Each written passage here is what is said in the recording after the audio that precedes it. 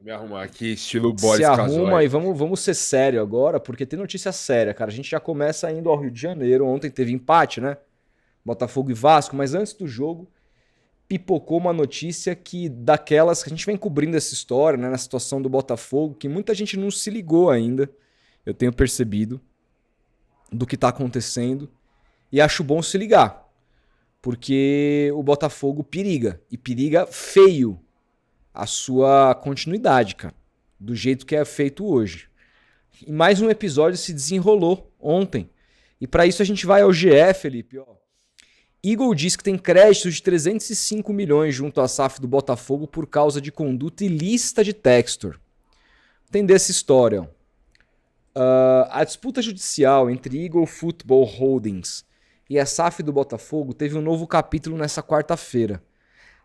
A empresa inglesa, a defesa da empresa inglesa apresentou um recurso na terceira vara empresarial do Tribunal de Justiça do Rio, no qual pediu a suspensão do congelamento das ações da companhia e cobrou uma indenização de 305 milhões de reais pelo que definiu como conduta ilícita de John Textor. O jornal O Globo revelou a informação inicialmente e o GE confirmou. Em 31 de julho, o juiz Vitor Agostinho Cunha Jacu, ao atender um pedido da SAF Botafogo, havia apontado que a Eagle devia 152 milhões de reais ao clube carioca. Na decisão, congelou parte das ações da empresa e manteve o Textor no comando. No recurso dessa quarta, a Eagle apresentou comprovantes de pagamento que apontariam que a dívida de 152 milhões de reais não existe, já que os empréstimos da SAF Botafogo haviam sido pagos antes mesmo da ação ajuizada por Textor em julho. Em determinado momento da petição, os advogados da empresa escreveram: é o reflexo da confusão contábil instaurada pelo Sr. Textor nas relações intercompany entre intercompanhias, enquanto ainda estava na gestão de todas as frentes.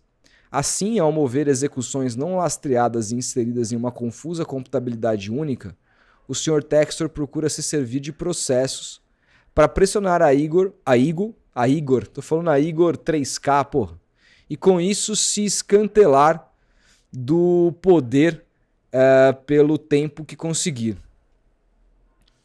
A Eagle também cobra uma espécie de indenização da SAF, ao alegar ter sido cobrada indevidamente pelos 152,5 milhões de reais. A empresa alega que agora tem um crédito do dobro desse valor, que são 305 milhões, junto à SAF do Botafogo.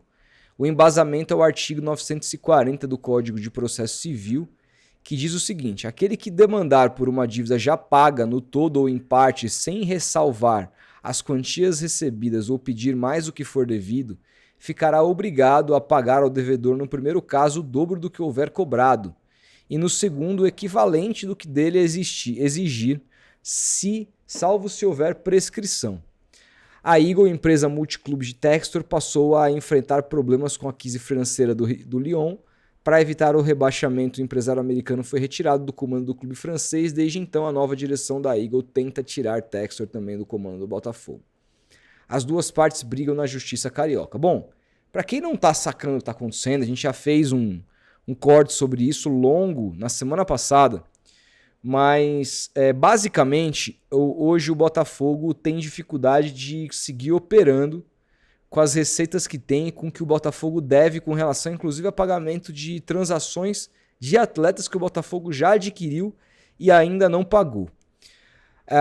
O Botafogo, se considerasse a dívida que eventualmente teria dos valores repassados para o Lyon, Eagle, ele teria ele até ficaria no azul. O problema é que depois do imbróglio entre John Textor e a própria Eagle e o Lyon, que ele saiu do comando, a Eagle não reconhece mais esses valores, deixando o Botafogo a ver navios numa situação financeira catastrófica e agora, além de tudo, cobra 300 milhões do clube. Claro que precisa passar por uma série de instâncias na justiça, não tem nada ainda definido, mas é uma situação que vai se complicando cada vez mais.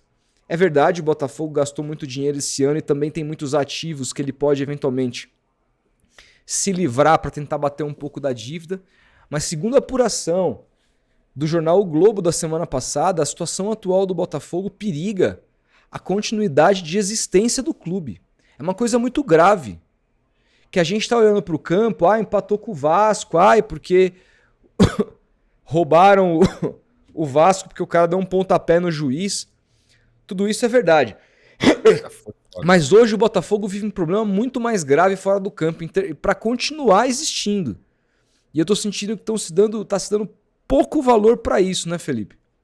Ah, cara, com certeza. Ontem eu assisti a partida, assisti o comecinho do jogo do Corinthians, depois coloquei no jogo do Botafogo, que foi bem legal, sobretudo no primeiro tempo, foi um bom jogo. E em um dado momento da partida, o Gustavo Villani até pontuou, e aí esse Botafogo, SAF à parte, Eagle à parte, comentário, antes de começar ali, né, tal. Eu falei, caralho, velho, olha isso, tipo, a discussão do Botafogo é separada do que acontece fora de campo, assim, que na minha opinião, corroboro com o que você disse, é gravíssimo, gravíssimo, como a gente já trouxe aqui semana passada num corte que tem aí no nosso canal, trazendo todos os elementos desse imbróglio que assim, a cada notícia que surge sobre esse assunto, parece que o Botafogo tá ainda mais enrolado nessa situação, né? Juntamente a figura do dono da SAF do Botafogo, John Textor, que posou, repito, que posou como um grande profissional, como um cara que queria o bem do futebol, que acusou e acusou e acusou, e nada aconteceu com ele aqui no Brasil, e agora se envolve nesse imbróglio que pode colocar em risco o futuro do clube, né? Então, vamos aguardar e Felipe, ver o desenrolar dessa história. você lembra do que o Diga. professor João César nos disse semana passada? Sobre? Ele disse várias coisas. Ele estava falando sobre Silas Malafaia, sobre a Bíblia. Sim. E ele falou assim, na verdade, na Bíblia, Lúcifer, Satanás, é conhecido como o acusador. O acusador. Lembra disso? Então, Se você acusa, você propaga o. Ele falou alguma coisa relacionada a Satanás, né? então, Mas ele usou um termo pra isso, eu esqueci agora. enfim, mas Mas fora. o ponto é, cara, o texto de santo, pelo menos, ele não tem nada. Nada. E agora a gente tá vendo que isso aqui, para fazer o paralelo com o professor João César falou, o Botafogo pode ter feito um pacto com o diabo, assim. No seguinte sentido, o que é o pacto com o demônio? Você falou, beleza, eu quero. Vende a sua alma. Eu quero sei lá, uma mansão. Aí o cara vai lá, faz o pacto com o diabo, o cara consegue a mansão, fica todo feliz. Daqui a pouco, tudo desmorona, porque é isso. O Botafogo, ao que me parece aqui, abraçou o demônio. Vendeu a alma pro diabo, ganhou uma Libertadores e um brasileiro, e agora periga continuar existindo, assim.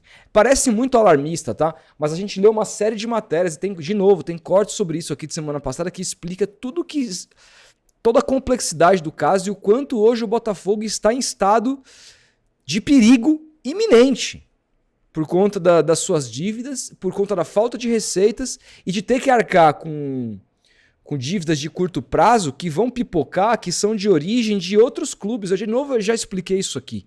Uma coisa é você dever 1 bi, 2 bi, igual ao Corinthians, Atlético Mineiro, mas as suas dívidas são, muitas vezes, de caráter bancário, trabalhista, você tem dívidas tributárias, etc. Aqui a gente está falando de dívidas de clubes que o Botafogo deve e que se o Botafogo não tiver receita para pagar, a primeira atitude que vem da FIFA é o transfer ban, mas se você continua devendo, aí tem outras sanções, como perda de pontos em campeonato, como rebaixamento. Mas Rodolfo, nem aconteceu nada disso agora, mas o meu ponto é, quando você olha para os números do que o Botafogo tem para arrecadar nos próximos tempos e o que ele tem para pagar nos próximos tempos, é uma questão simplesmente redundantemente de tempo para isso acontecer. Se nada for feito, se o Textor não conseguir vencer na justiça algo que lhe dê alguma tranquilidade, o que não parece o caso agora. Vamos ver, Felipe, vamos continuar acompanhando esse caso e vendo o que vai sair disso, né?